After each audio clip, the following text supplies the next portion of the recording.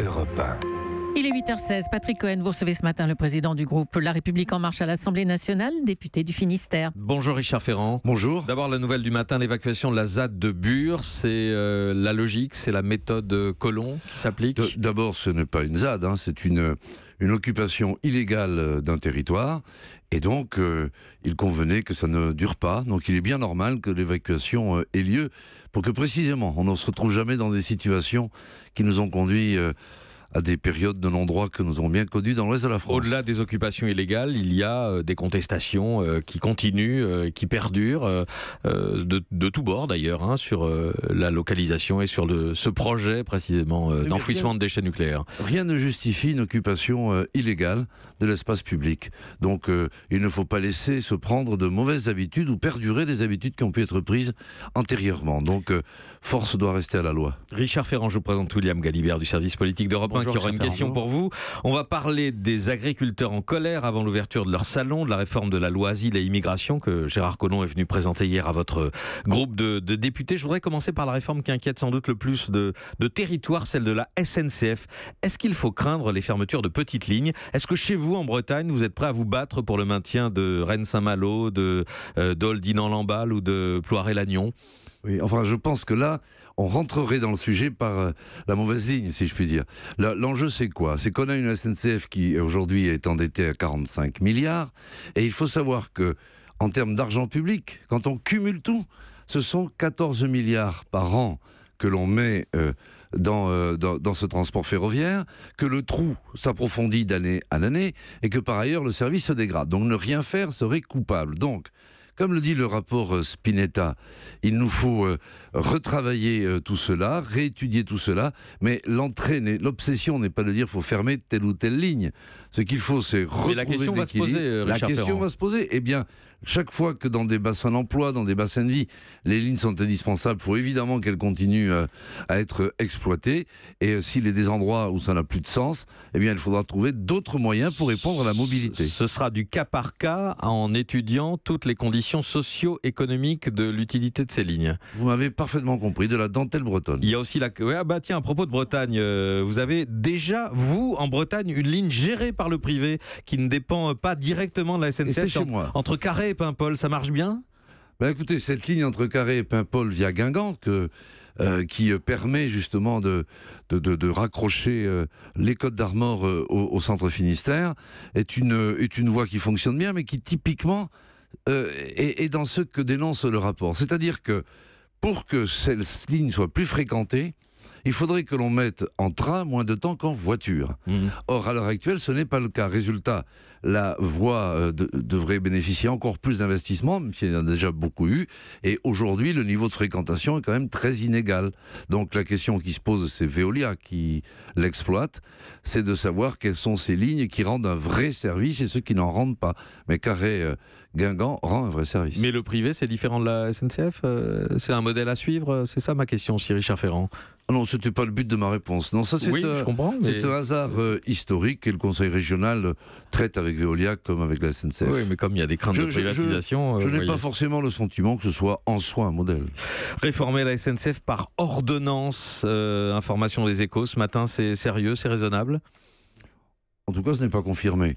Et l'enjeu, je crois, c'est que des consultations vont être ouvertes par le Premier ministre. Il a déjà commencé avec nous à venir nous expliquer sa méthode. Il va concerter, discuter, regarder quelle est l'ampleur, si je puis dire, du diagnostic que met en lumière le rapport Spinetta, et ensuite mettre en œuvre un certain nombre de décisions. Hier, Gérard Collomb est venu présenter son projet Asile et Immigration, projet qui fait tousser quelques députés de votre groupe. Est-ce qu'il pourrait y avoir des frondeurs contre ce texte? Pourriez-vous tolérer des frondeurs au sein de La République En Marche, Richard Ferrand?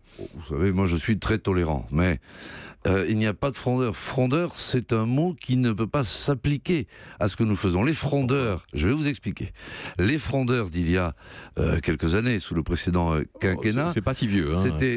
Non, c'est pas si vieux. C'était un groupe qui, au fond, voulait à la fois porter atteinte au président de la République dans sa fonction et de s'opposer à la politique menée menée par le gouvernement, viser des postes de pouvoir dans le congrès du Parti socialiste, etc. Là, il s'agit de collègues qui travaillent, qui discutent, qui ont des convictions, mais qui, à aucun moment, ont des arrière-pensées. Ils ont des pensées sincères, mais pas des arrière-pensées de démolition ou de fragilisation. Donc, comme je l'ai toujours dit, le débat est libre, la parole est libre, unité ensuite dans l'action et dans le vote. Et vous noterez que ça marche. Bon, donc il pourrait quand même y avoir des désaccords qui s'expriment sur ce projet asile et immigration. Hier, Gérard Collomb est venu devant notre groupe après avoir exposé en une vingtaine de minutes son projet. Il a répondu à une vingtaine de questions diverses et variées. Des sensibilités se sont exprimées, mais il faut arrêter de penser. Vous savez, c'est rigolo. Quand il n'y a pas de débat, on dit mais qu'est-ce que c'est que ce casernement ? Et quand on a du débat, on dit ah, le retour des frondeurs. Eh bien, ni l'un ni l'autre. La démocratie interne, la liberté, c'est ça le boulot des députés. Et quand il n'y a pas d'opposition, on dit... on donne raison à Laurent Wauquiez quand il parle de ces députés En Marche avec le doigt sur la couture, obligés de voter tous la même chose. Il n'a pas tort en disant cela. Non mais Monsieur Wauquiez est un zigoto qui veut faire parler de lui, donc moi je ne parlerai pas de lui. C'est le chef des Guignols qui parle de zigoto. Simplement... qui répond aux zigotos. Non mais vous savez ce que c'est un zigoto. Un zigoto, c'est quelqu'un qui veut faire parler de lui. Donc lui il est en mal de publicité, ce que je comprends, donc ça ne m'intéresse pas. Moi ce que je constate, c'est que mes collègues députés, qui ont été tant critiqués, y compris par ce monsieur, travaillent beaucoup, sont extrêmement assidus, font des propositions, défendent leur point de vue, discutent, co-construisent avec le gouvernement, et à la fin, vous l'avez constaté, le programme, la mise en œuvre du programme d'Emmanuel Macron avance. Les députés bossent. Moi, je suis très fier de présider le groupe que je préside. Ça, je puis vous le dire. Et donc, les Français le constatent, qu'on s'attaque au sujet et on met des réponses sur la table. Vous voulez dire qu'ils travaillent et qu'ils sont assidus, contrairement à ce que laisse entendre François de Rugy, le président de l'Assemblée nationale? Non, François de Rugy a fait valoir la situation de 2 ou 3 députés. Non, il a fait valoir la situation d'absentéisme au général à l'Assemblée nationale. D'après ce qu'il a dit, il estimait qu'il y avait 2 ou 3 personnes qui étaient concernées, qui n'étaient d'ailleurs pas de notre groupe. Donc je ne veux pas dire du mal de la concurrence. Mais vous trouvez que ces propos jettent une ombre sur le travail des députés dans leur ensemble? D'une manière générale, vous savez, je vois bien qu'on un peu partout, on aime bien dire que les parlementaires travailleraient pas assez, feraient pas ci, feraient pas ça. Moi, je vois tous les jours mon groupe avec des gens qui sont au travail, à l'écoute, dans l'action, et donc je ne vais pas alimenter une espèce d'antiparlementarisme qui dessert notre démocratie. C'est absurde. Nous sommes au travail et les Français le remarquent. Alors un autre dossier, Richard Ferrand, très sensible ces jours-ci. Que dites-vous aux agriculteurs qui viennent d'apprendre leur exclusion de la nouvelle carte des zones défavorisées et qui vont perdre le bénéfice des aides européennes? Si vous permettez d'ailleurs que je fasse une petite précision, parce que j'ai écouté votre journal de 7h ou de 6h, je ne sais plus, il était tôt en tout cas, et où l'on disait qu'il y avait moins de communes concernées par les zones européennes. C'est inexact. Il y a des entrants, il y a des sortants, oui. Mais on passe de 13 984 communes à 14 000. Donc il y a un peu plus de communes. Mais... pourquoi on en est arrivé là? Il faut expliquer. Oui. C'est la Cour des comptes européenne qui a estimé qu'au fond, ça faisait des années et des années qu'on bricolait des cartes qui ne répondaient pas nécessairement, si vous voulez, aux exigences du fléchage de ces aides. Par conséquent, il faut retravailler cette carte, aller en discuter avec la Commission, c'est ça ce que va faire Stéphane Travert, et bien sûr, pour les sortants, il va falloir regarder un accompagnement spécifique, c'est pourquoi il y aura des groupes de travail État-région pour accompagner les sortants de ce dispositif. Un accompagnement, ça pourrait vouloir dire une sortie en sifflet, c'est-à-dire une diminution progressive des aides sur 3 ou 5 ans, c'est ce que réclament les syndicats agricoles. Oui, enfin, en tout cas, ça je ne sais pas si cela pourra être négocié ou permis, mais on ne va pas passer du jour au lendemain à une situation qui brutalement pourrait modifier l'économie des agriculteurs. Mais vous voyez bien que cette inquiétude qui alimente la colère, les barrages aujourd'hui... Je comprends évidemment cette inquiétude. Il y a des exploitations qui pourraient fermer avec la suppression de ces aides. Mais je le mesure tout à fait, le ministre le mesure tout à fait. C'est bien pourquoi on va trouver des réponses de terrain en proximité. Question à présent de William Galibert. Richard Ferrand, la République du soupçon dénoncée par Emmanuel Macron vous a coûté votre poste de ministre au début du quinquennat. Gérald Darmanin, Nicolas Hulot, eux bénéficient pleinement de la présomption d'innocence. Est-ce que vous ne trouvez pas ça un peu injuste pour vous? Non, ce que je trouve injuste d'une manière générale, c'est en effet que l'on puisse imaginer vivre dans une république du soupçon et de la délation. Ça, en effet, je ne le souhaite ni à vous, ni à moi, ni à aucun de celles ou de ceux qui nous écoutent. Il faut savoir raison garder, se dire qu'on est dans un état de droit et ne pas laisser penser que le soupçon à lui seul, constitue une culpabilité.